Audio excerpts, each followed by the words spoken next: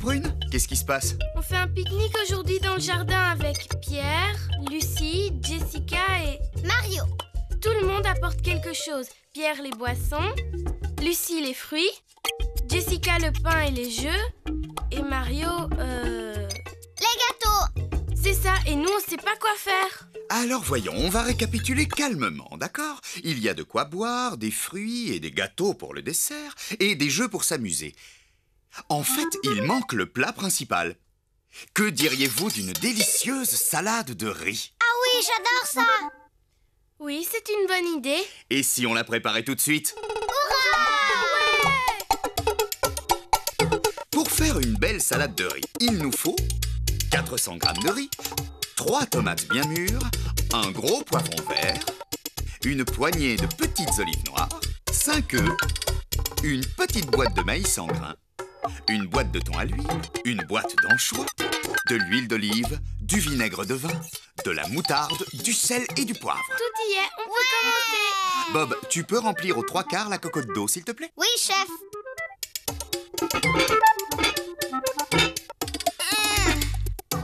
Merci beaucoup. On va la mettre tout de suite à chauffer. Et en attendant que l'eau bout, on épluche le poivron. Je préfère m'en occuper à cause du Et couteau. moi, je lave les tomates. Je peux? Excellente idée. Qu'est-ce qu'il faut faire après? Eh bien là, je vais enlever la queue du poivron, qu'on appelle... Le pédoncule. Bravo. Ensuite, je le coupe en deux. Voilà. Maintenant, tu peux retirer tous les petits grains avec cette cuillère. Et si tu veux, quand tu auras fini, tu couperas les 2 morceaux en gros dés avec ton couteau en plastique. Oh, Je peux couper les tomates maintenant? non, pas tout de suite. J'ai un autre travail pour toi. Que dirais-tu de saler l'eau et d'y jeter le riz? Moi aussi, je viens. D'abord, on verse une cuillère à café de sel dans l'eau. Et on jette le riz en pluie petit à petit. Comme ça. Ah. Ensuite, on mélange avec une cuillère en bois et on laisse cuire 8 minutes à gros bouillon. Oh.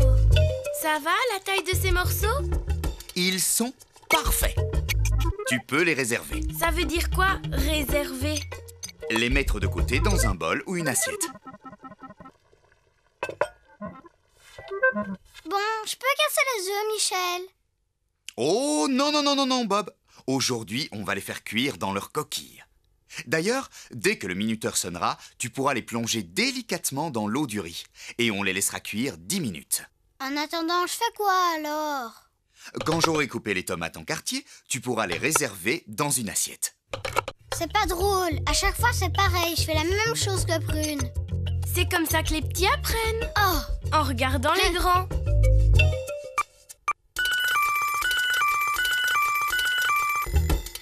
Tu peux aller mettre les œufs dans l'eau du riz si tu veux.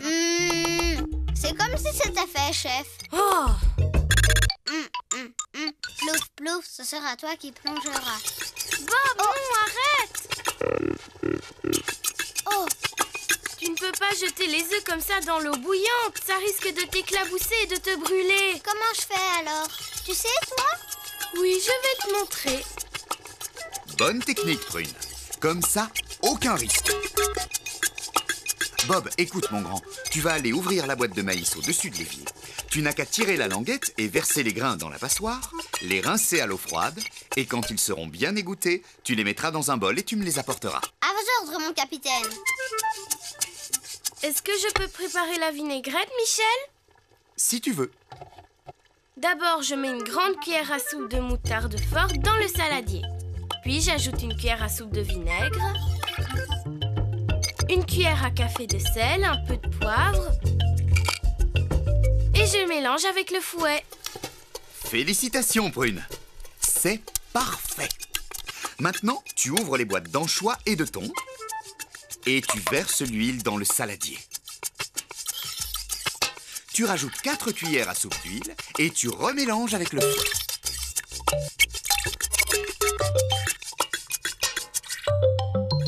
Et voilà, la vinaigrette est prête. Le riz et les œufs sont prêts aussi. Une chose importante, il faut rincer le riz sous l'eau tiède pour que tout l'amidon s'en aille. Et après, on le laisse égoutter. Pour les œufs, j'ai un petit secret. Il faut les mettre à refroidir dans de l'eau bien froide. Ça permet de les écaler plus facilement. Vous savez ce que ça veut dire, écaler? Ça signifie enlever la coquille. Oh, tu veux dire les déshabiller? Bien. On va remplir le saladier maintenant. Prune, tu commences par le riz, s'il te plaît. Bob, tu mets les olives.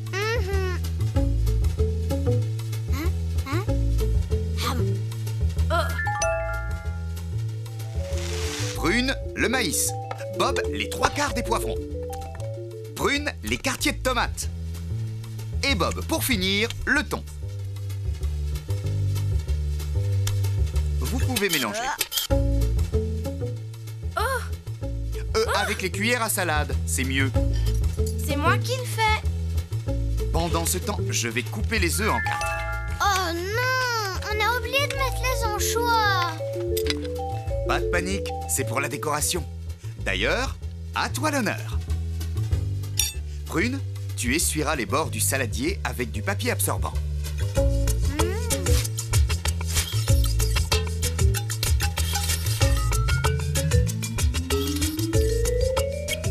Tiens, je croyais que c'était pour le pique-nique. Avant de partir, est-ce que tu peux me rappeler le petit secret, Bob? Il faut laisser refroidir les œufs dans l'eau bien froide pour les écaler plus facilement. Oui, c'est ça. Oh, vite, dépêchons-nous, les voilà. J'ai mis le saladier dans un torchon, ce sera plus facile à porter. Waouh, C'est super. 1, 2, 3. Merci beaucoup, Michel. Pas ça. Ah, c'est nul. Hey, bonjour les enfants. Qu'est-ce que vous cherchez dans ce livre de cuisine? Bonjour, Michel. On cherche quelque chose de bon pour l'apéritif. Nos parents ont des invités. Quelque chose de bon, de facile et qui se mange à l'apéritif. J'ai une idée. 2 gougères géantes. Qu'en dites-vous?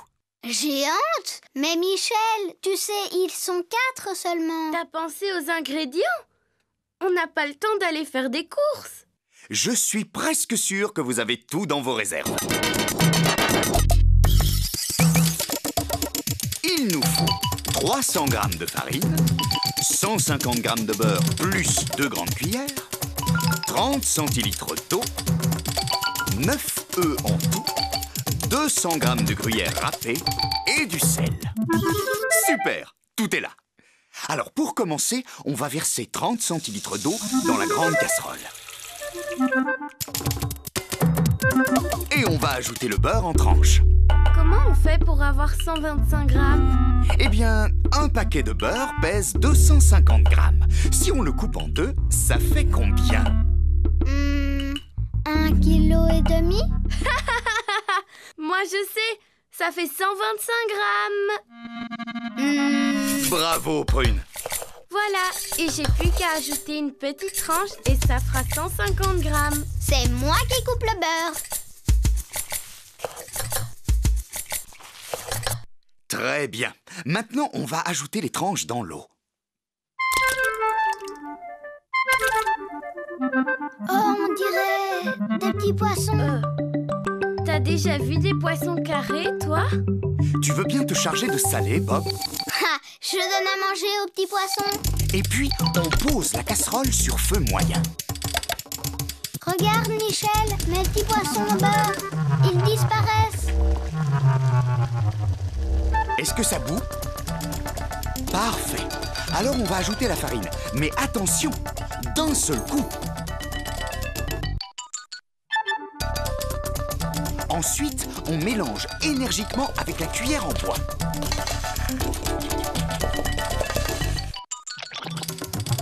Ah, t'as vu, ça fait une boule de pâte. Oui, c'est exactement ce qu'il faut. Et on va baisser le feu.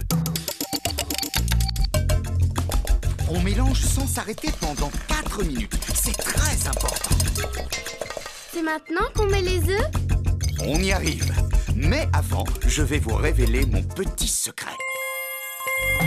Le secret, le secret, le secret. Eh bien, le voici. Il faut mettre la boule de pâte dans un grand saladier avant de casser les œufs. Sinon, vous risquez de faire des œufs brouillés avec la chaleur de la casserole. C'est bon, on peut casser 3 œufs. T'es prêt?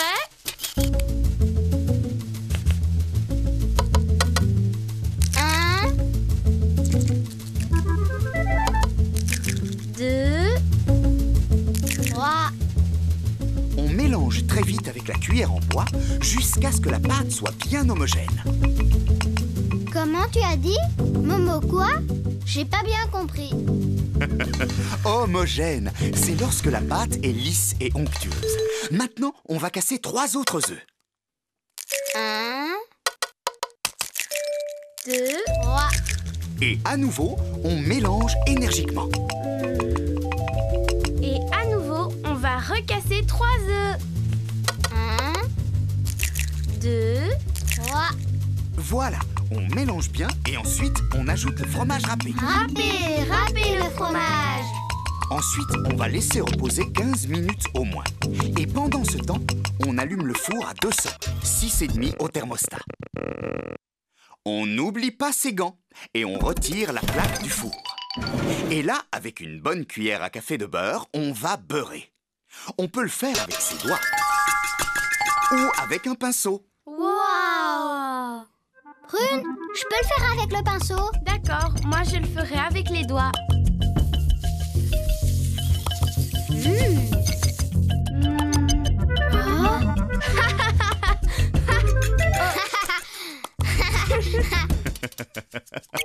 C'est prêt?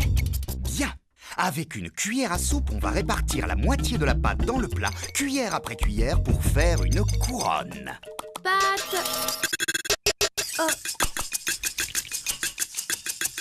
On fera la deuxième gougère plus tard avec le reste de la pâte.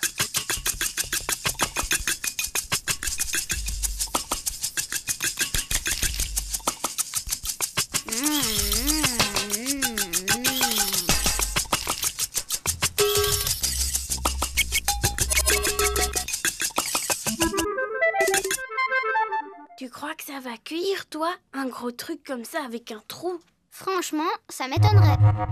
On pose la plaque à mi-hauteur et on laisse cuire 40 minutes.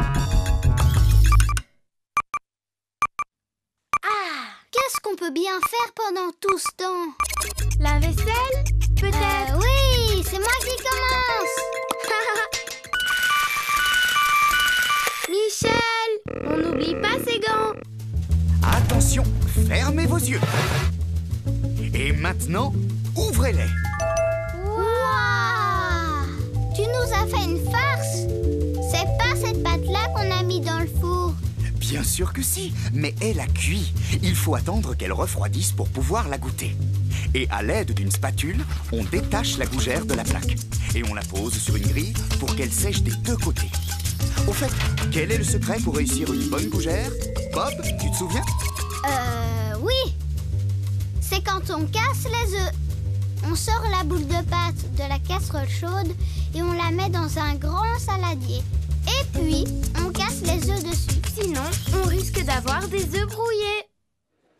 Chut, Michel, j'entends parler. Les invités sont là. Tu nous coupes quelques morceaux? Pendant que vous les servez, je prépare la deuxième gougère. Hé, je croyais que c'était pour les amis de vos parents. Vaut mieux la goûter avant, au cas où elle serait pas bonne. Oui, bien sûr.